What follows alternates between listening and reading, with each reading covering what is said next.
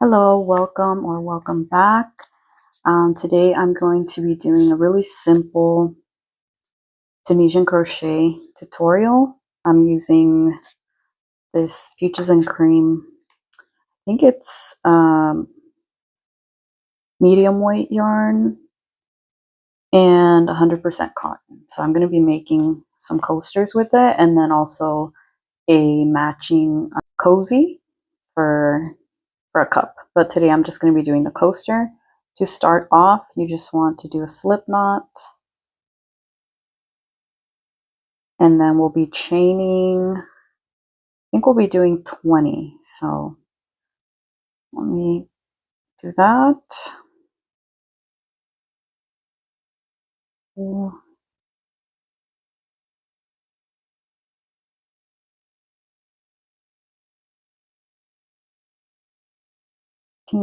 14, 15. Actually, I'm going to do 15, chain 15. And I'm also using a F hook, which is 3.75 or a number 5 hook. Okay. So once you have your chain, you're going to go ahead and chain 1. And then you'll be working into just one of these. So just the top one, pull up a loop, and then you'll go into the next one, pull up a loop. And this is the perfect project to do. Just really simple because it'll be just pretty much as long as your hook, and you don't have to get a different kind. If you're using another type of hook that has like any clay or something like that, I would recommend you get just one, like a plain one, to work on this project. So I'm just going into the very first braid, I guess you could say, here, and pulling up a loop. And just making sure that my tension stays even. So at the end of all of these, I should have, let's see, 2, 4, 6, 8, 10, 12, 14, 16 loops. And then we'll start the actual Tunisian crochet, which is, for the very first one, you're just going to pull through the first loop.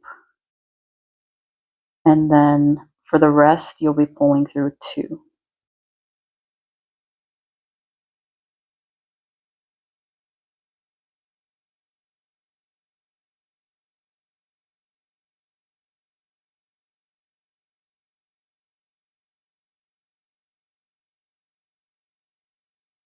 And I like using cotton yarn for these types of projects. Since this is going to be a coaster, it's going to be really good to use cotton. So this is the last one. And this is what it's starting to look like. For this tutorial, I'm going to be working just in the front post. If you can see that, I'm just going right under. And there's different ways to do Tunisian crochet, but I'm going to just do this type. So I have this loop at the end. I'm pulling through just the front post. And then I'm grabbing the yarn in the back and pulling up that loop. And you want to make sure that your tension doesn't get too tight here or too loose while you're doing this. So going into the next one, pulling up a loop.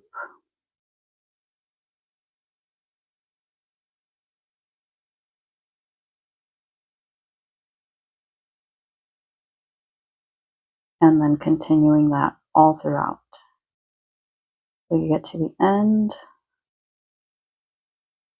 And I'll just do these first 2 rows and then I'll come back once I'm almost done, and then we can work on doing the border. Oh, it's normal for it to get curled like that.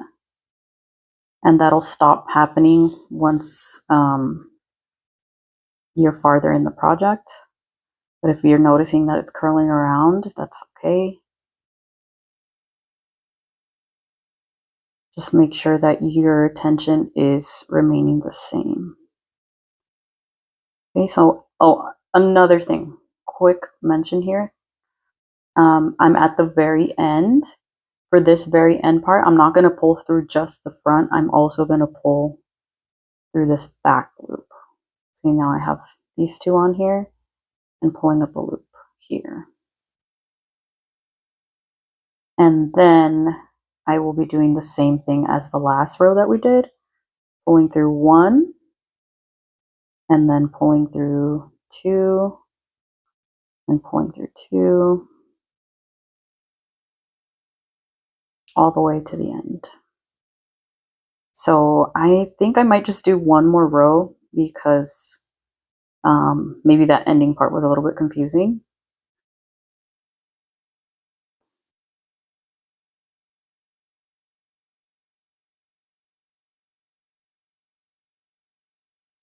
Okay, I'm at the end again. I'm going to pull through the front post only, grab the yarn, pull through,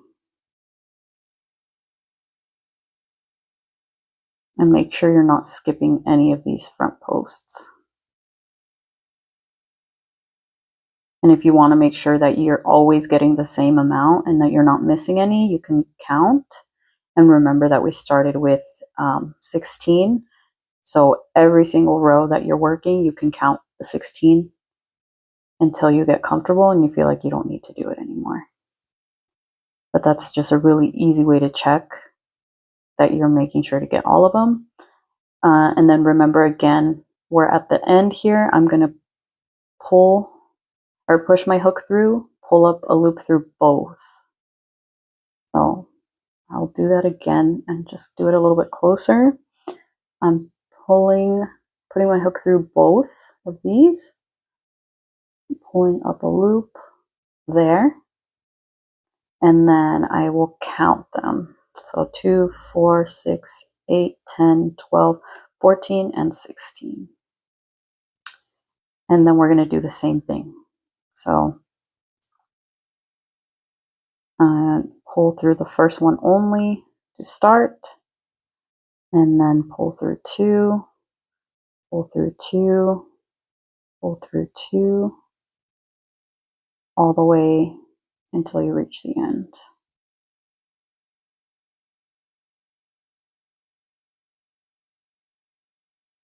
And again, check your tension, make sure that you're not pulling the yarn too tight. And then we're at the end again. So this is what it's starting to look like. And you can see that it's kind of looking a little bit like a knit project, which is why I like this type of technique so much. And then if you were to flip it over, if you've ever knitted before, it kind of looks like the back of what a knit project would look like. But I'm going to go ahead and keep doing this. I think I'm going to match the amount of chains that I made. So 16 rows, and then I will 15 or 16 rows, and then I'll come back and we can work on the edges for this. Okay, so I'm just wanted to show you where I'm at. I think I'm at like 12 rows. I'm going to count them right now.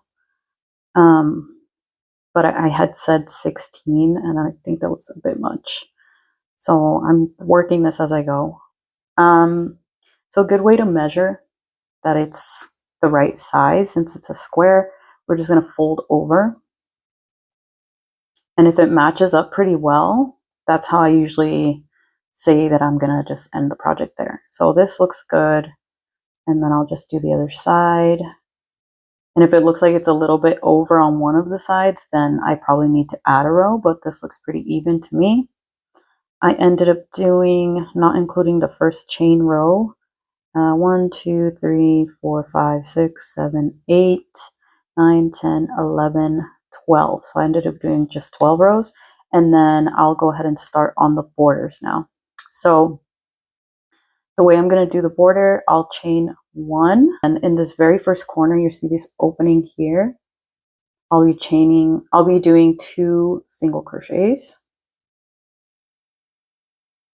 And that's just so it kind of creates like a rounded corner for your coaster. And then once that's done, I will be working now into these. But the only difference is I'm not going to just go through the front. I'm going to go through both. So it's just going to go straight through, actually. So if you can see this, we're not doing this. We're going just straight through and then pulling up this loop through and then doing a single crochet here. I'll do that again, just putting this through, pulling up a loop, single crochet. Okay, and this will start creating your border.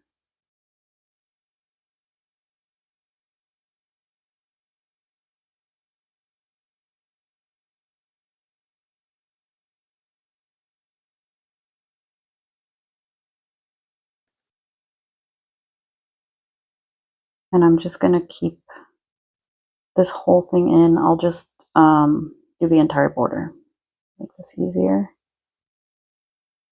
And this having this border also helps your project lay flat. So we'll also be blocking this, which should be really easy, and then it dries really fast. I think within 30 minutes. So yeah, so that's the last one here. We're reaching the end of the row, so I'm going to go ahead and do another 2 in this last chain. So 1 and 2, so that we have another rounded corner just like that one. And then for this one, we'll be working, if you flip the work over, you'll see these little braids here, and we'll be working into both front and back loops. So for the first one, it's right here. Just doing single crochets all the way.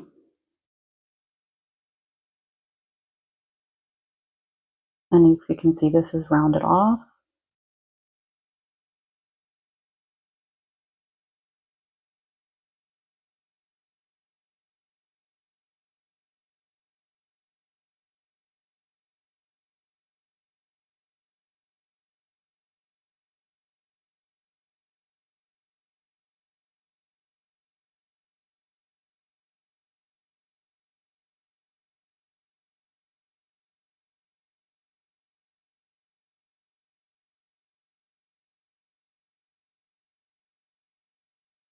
Okay, now we're getting to this other corner here where we started our project, and we'll be doing 2 into this corner.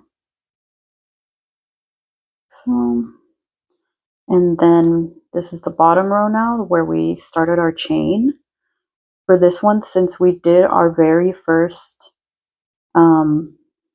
Tunisian crochet, now we have this back loop that we'll be working into. So make sure you just work into this back loop all the way down. This one might be a little bit more difficult to see because it's just one, but you're just going through one of these. And an easier way to look is like this one is overlapping the other one. Just make sure you go through just once.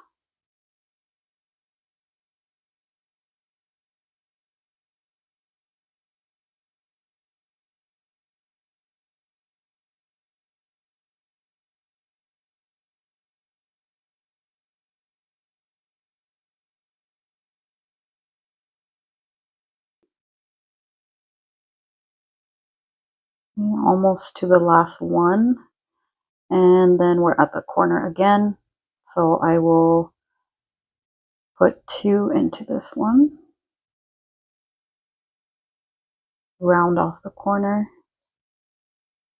and then we're working on the very last side here, and on this one we will be going through both front and back loops.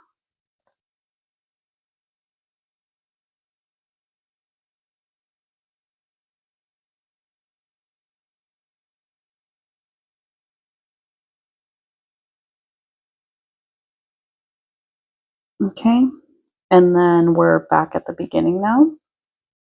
So I'm going to go ahead and leave a little bit of a tail out of the yarn, and I'll just go ahead and weave this in now. So the way I'm going to do that is so that it stays in the back of the project, you're going to go through these very first two that you did in the corner and go into this first single crochet that you did and pull this through. So we're just going to grab this yarn, pull it through like this, and that way once you turn it over you can't really tell where you ended your project. And then you will pull this loose end through and pull this tight, that, and then I'll be weaving in these ends so that you can't see them. You just go through here, pull this through, and this one should already be tied off so you don't have to worry about it coming undone. I'm gonna make sure I pull the entire thing through. I'll pull this through, and then I'll just pick a random one to pull through, and I'll do that about 3 times.